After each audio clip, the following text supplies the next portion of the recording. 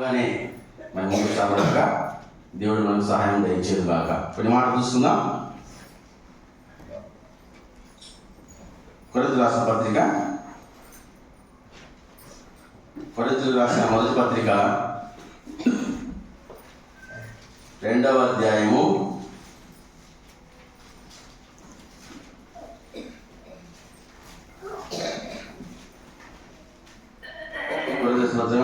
2వ అధ్యాయము 10వ వచనం నుండి 14వ వచనం వరకు మార్చి చదువుకున్నాం. 2వ కొరింథీయులకు రాసిన పత్రిక 3వ అధ్యాయము 10వ వచనం నుండి 14-15 వచనాలు మార్చి చదువుకున్నాం. దేవుడు నాకు అనుగ్రహించిన కృప చొప్పున నేను నేర్పరైన శిల్పకాయనం పునాది వేసి మరి ఇప్పుడు దాని మీద కట్టుచున్నాడు. ప్రతివాడు దాని మీద ఎలాగ కట్టుచున్నాడో జాగ్రత్తగా చూసుకునేవాడు. ఈ పునాది ఎవడైనా ఈ పునాది మీద బంగారము, వెండి, వెలగలరాళ్ళు, కర్ర, గడ్డి, కొయ్యకాలు మొదలైన వాటితో కట్టిన వారి పని కనబడును. అదనము దాన్ని తేటపరచును, అది అగ్నితో బయలుపరచబడును. మరియు మన పని ఇంటితో దాని అగ్నియే పరీక్షించును. అందరూ కలిసి చదువుకుందాం. ఒకరి పని కాల్చేయబడేట వారికి నష్టం కలుగును. అతను తన మటుకు రక్షింపడు కానీ అగ్ని నుండి తప్పించుకుంటూ రక్షింపబడును. చిన్న ప్రార్థన చేస్తున్నాం.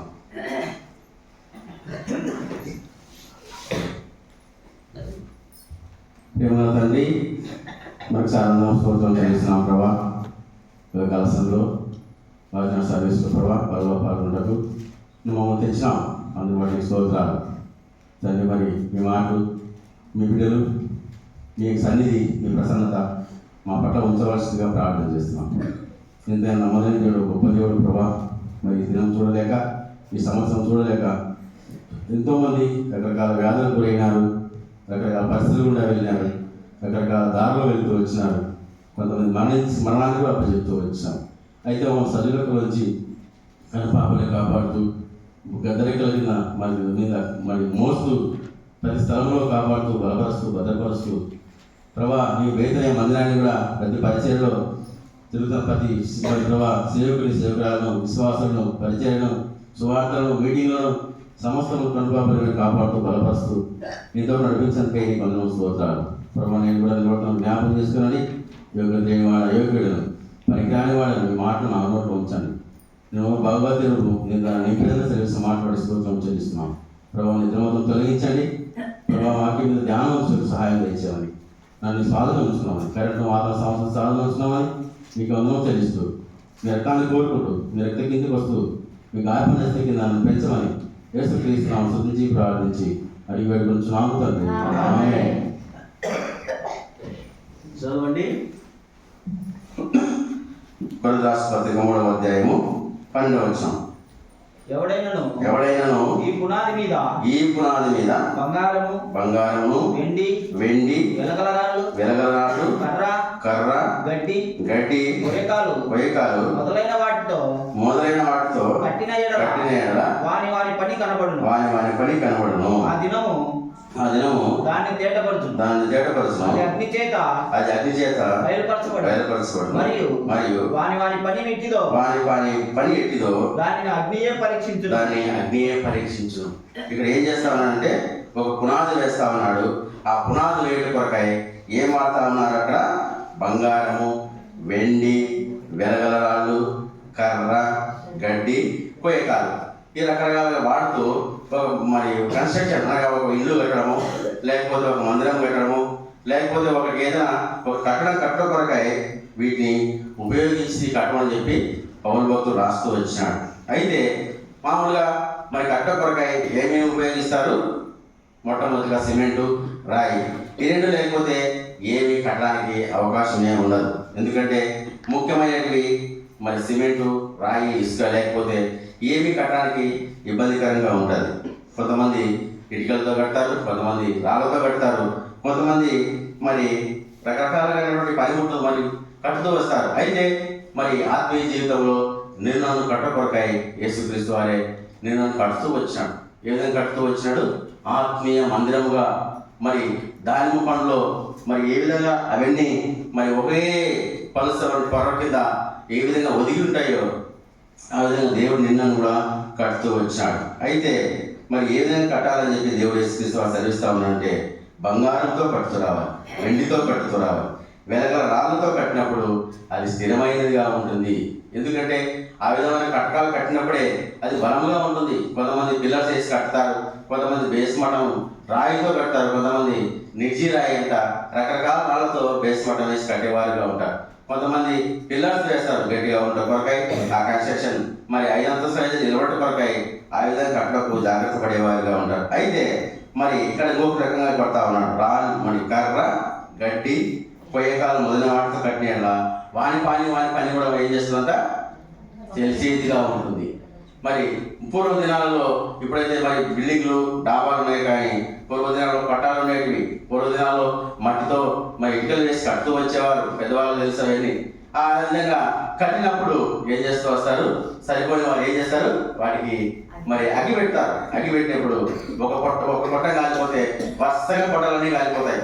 ఆ విధంగానే మరి పొట్టాలన్నీ కాలిపోయినప్పుడు మరి ఏం చేస్తారు, ఎంతో ఇబ్బందికరమైన జీవితం.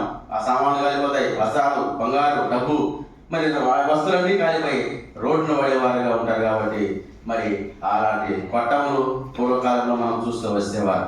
ఇప్పుడైతే నేటి దినాలలో మరి ఎంతో బ్రహ్మాండంగా డబుల్ బెడ్రూమ్, ఎంతో మన డూప్లెక్స్లు, రకరకాలైన బిల్డింగ్లు రకరకాలుగా కట్టుతూ వస్తూ ఉంటున్నారు. అయితే దేవుడు యేసుక్రీస్తు వారు నిన్ను నన్ను కూడా ఈ నూతన సంవత్సరం కట్టాలని ఆశపడతా ఉన్నాడు. ఇంతవరకు నీ కట్టడం నీ ఆత్మీయ జీవితంలో సరైన విధంగా కట్టుకోలేకపోతూ వచ్చినావేమో, నా ఆత్మీయ జీవితంలో సరైన కట్టడంలో మరి ఏ విధంగా మరి కోల్పోతూ వచ్చినావేమో. ఈ నూతన సంవత్సరంలో కొన్ని తీర్మానాలు చేస్తున్నాం. ఎందుకంటే ఆయన మనం కట్టేవాడుగా ఉంటాడు. నీ తీర్మానం బట్టి, నీ ఆశను బట్టి, నీ యొక్క కోరికను బట్టి నేను కట్టేవాడిగా ఉంటాడు.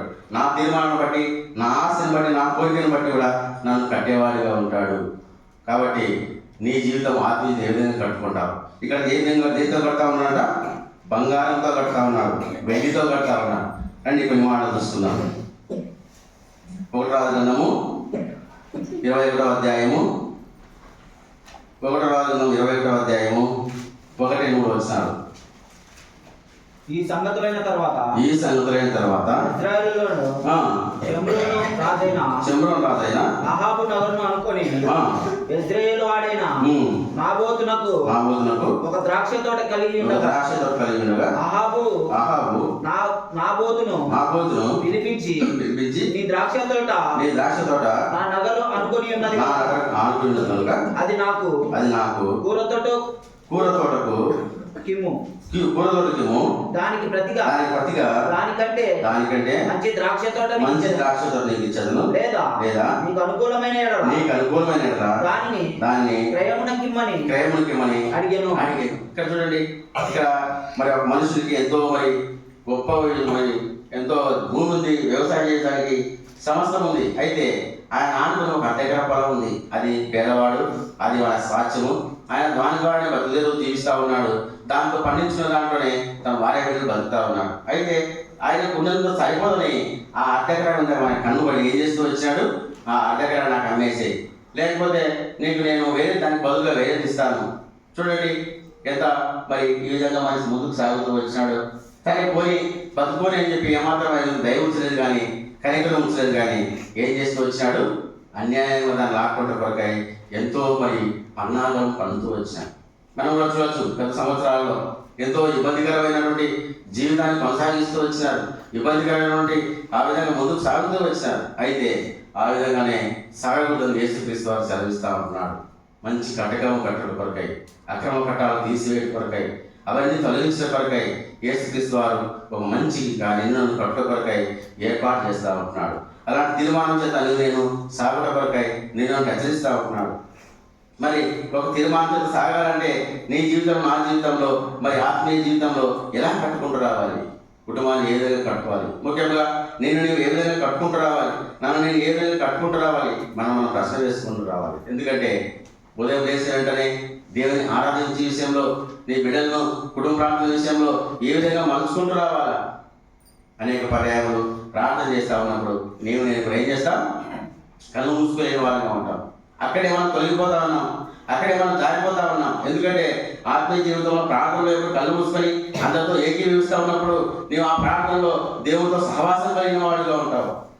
ఎప్పుడు ఆ విధంగా నువ్వు కలగలేకపోతా వస్తూ ఉంటావో ఆత్మీయ జీవితంలో ప్రార్థన అనే జీవితాన్ని, ప్రార్థన అనే కటకాన్ని కట్టుకోలేకపోతా ఉన్నావు. తద్వారా ఎంతో ఆత్మీయ నష్టం కలుగుతూ ఉంది. నీ ద్వారా ఎంతో ఆత్మీయ నష్టం కలుగుతూ ఉంది. నువ్వు కట్టుకున్నప్పుడే నువ్వు అనేకులు కట్టేవాడుగా ఉంటావు. ప్రార్థనలో కట్టుకుంటూ రావాలి. రెండవదిగా వాక్యం నువ్వు కట్టుకుంటూ రావాలి. అనగా ఉదయం లేవగానే వాక్యాన్ని చదువుతూ రావాలి. ఒక తీర్మానం చేసుకో, ఇప్పటి నుండైనా ప్రార్థన వాక్యము లేదేమో ఇప్పటి వరకు, అయితే నువ్వు స్థిరంగా నిలబడాలంటే ఆత్మీయ జీవితంలో ప్రార్థన వాక్యము ఎంతో తప్పనిసరిగా నువ్వు అలవాటు చేసుకుంటూ రావాలి.